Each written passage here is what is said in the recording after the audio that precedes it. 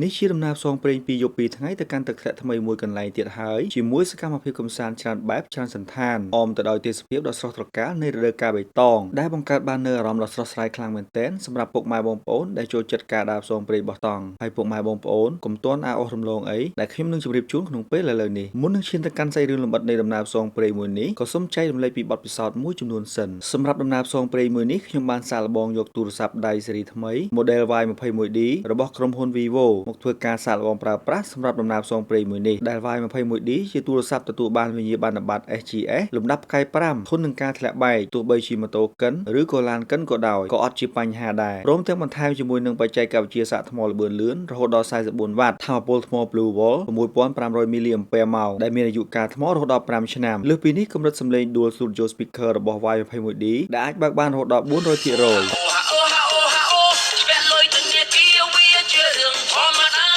អ្វីដែលពិសេសបំផុត Vivo Y21D នេះអាចថតនៅក្នុងទឹកបានយ៉ាងល្អខ្លាំងមែនទែនដោយសារបានបំពាក់មកជាមួយនឹងបច្ចេកវិទ្យាអាវក្រោះការពារទឹកនិងធូលីកម្រិតខ្ពស់ IP68 និង IP69 មានធានាលើការពារទឹករហូតដល់180ថ្ងៃបន្ទាប់ពីលើកចេញពីក្នុងទឹករួចយើងក៏អាចបញ្ចេញទឹកនិងធូលីដីបានតាមរយៈមុខងារ One Tap Water Ejection បានផងដែរគ្រាន់តែចុចប៊ូតុង Turn off screen និង Tap and hold to exit ក្នុងពេលតែមួយបន្ទាប់មកចុចលើពាក្យ Eject Now ជាការស្រេចចំពោះកាមេរ៉ាដែលអាចថតក្នុងទឹកបានមានទំហំរហូតដល់50 megapixel បើនិយាយពីរូបរាង Vivo Y21D វិញគឺ premium ស្អាតខ្លាំងមែនទែនដែលមានទម្ងន់ត្រឹមតែ209ក្រាមកម្រាស់ 8.39 មីលីម៉ែត្រទំហំអេក្រង់វិញ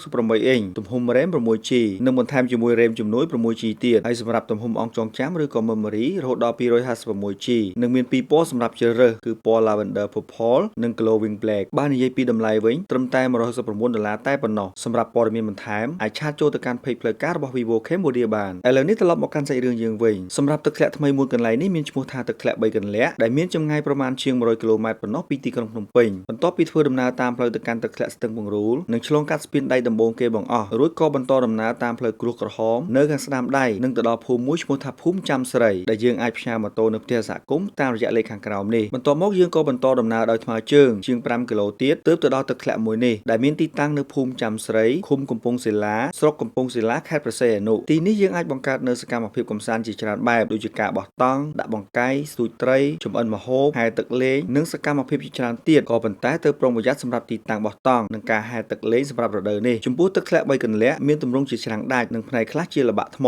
ដែលហូរបែកផ្សែងបង្កើតបានជាទិដ្ឋភាពដ៏ស្រស់ស្អាតសម្រាប់រដូវវស្សាតែសម្រាប់ខែប្រាំងវិញគឺមានទឹកហូរតិចៗដែលមើលទៅឃើញអន្លង់ជារដេបរដប់តាមខ្សែទឹកអូរប្រសិនបើយើងមើលពីប្លង់ខាងលើវាហាក់ដូចជាទឹកធ្លាក់កំពុងតែលាក់ខ្លួនកណ្ដាលព្រៃជ្រៅដែលគ្មានអ្នកអើពើទាល់តែសោះតែតាមការពិតទៅវាស្ថិតនៅក្នុងតំបន់ដែលជ្រៅពិតមែនសម្រាប់ទីនេះក៏មាន view point ដែលពួកខ្ញុំបានត្រាយទុកសម្រាប់អ្នកក្រោយអាចថតរូបលេងកម្សាន្តបានផងដែរសម្រាប់ទឹកធ្លាក់តំបន់នេះគឺថ្លាឆ្វង់តែដោយសារភ្លៀងធ្លាក់ពេកទើបមានសភាពស្រអាប់ខ្លះៗយប់ឡើងយើងក៏អាចជួបជុំគ្នាចម្អិនម្ហូបនៅតាមថ្មក្បែរមាត់អូរស្ដាប់សំឡេងទឹកហូរបណ្ដែតអារម្មណ៍យ៉ាងមានក្តីសុខបំផុតធ្វើការងាររកស៊ីខ្លះផ្ដល់ពេលវេលាឲ្យខ្លួនឯងខ្លះក៏ជាកាតព្វកិច្ចមួយសម្រាប់ខ្លួនឯងផងដែរសម្រាប់វីដេអូថ្ងៃនេះក៏ឈានមកដល់ទីបញ្ចប់អរគុណចំពោះការទស្សនានិងចែករំលែកវីដេអូមួយនេះដើម្បីរួមចំណែកផ្សព្វផ្សាយពីតំបន់ទេសចរកម្ពុជាយើងក្នុងរដូវកាលបៃតងផងដែរជួបគ្នាវីដេអូក្រោយៗទៀត